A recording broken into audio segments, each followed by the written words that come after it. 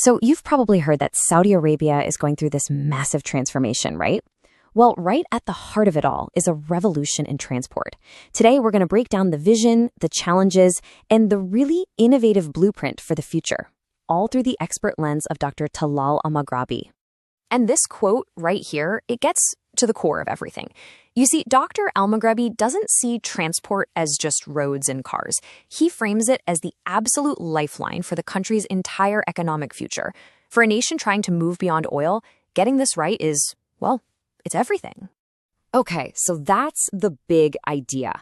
But how are they actually going to do it? How do you take on a project this huge and transform this vital lifeline? Well, the vision is incredibly ambitious, and as we're about to see, it's tied directly into the nation's Vision 2030 goals. All right, to really get what's happening, you have to see transport as the absolute engine of Vision 2030. It's not just one piece of the puzzle, it's the critical infrastructure that's going to power every other major initiative the country has. And when you start looking at the details, you see how everything is connected. I mean, think about it. You can't diversify your economy away from oil or bring in waves of tourists if your airports and roads aren't world-class. You can't expand capacity for Hajj without seamless logistics. Even something like securing your food supply chain or hosting huge sporting events, it all depends on having a modern, super efficient transport network. But, a plan this huge, it's never going to be a straight line.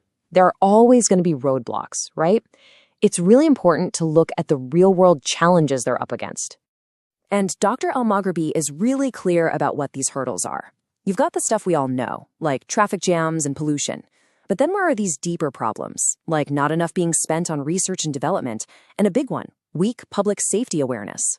Let's actually dig into that last point, because it's a great example. Okay, look at this. This is a perfect real-world example of what we're talking about. In a lot of places, pedestrian crossings are just a normal part of life. They're safe, they're respected. But what Dr. Al-Maghrabi points out is that sometimes they're just plopped down randomly, even on high-speed roads.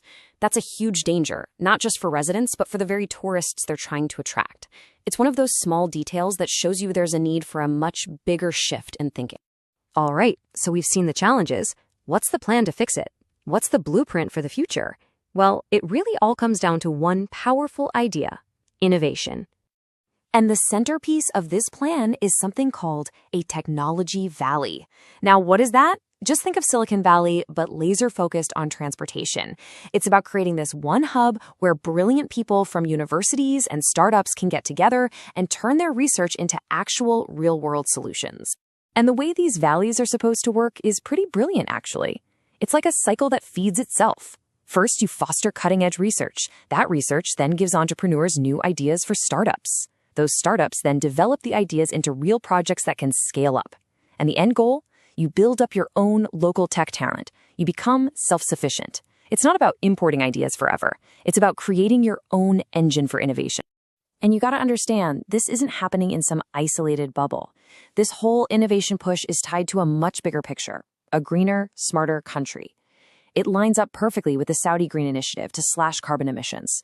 And they're planning to use all the tools of the modern world to do it. We're talking AI, big data, you name it. Okay, so this all sounds amazing on paper, right? But does it actually work in the real world? Well, for the answer to that, let's look at a case study that's about as high speed as it gets: Formula One. Because as Dr. Al-Maghrabi says, hosting an event like F1, it's not just a car race. It's a strategy. It is, hands down, the most powerful way to show the entire world what you're capable of. Just look at all the ripple effects here. F1 becomes this huge catalyst for everything we've just talked about. It gives your global brand a massive boost, it brings in tourists, it creates jobs, and it forces you to build better infrastructure.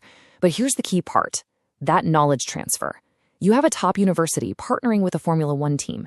That, right there, is that Technology Valley idea in action.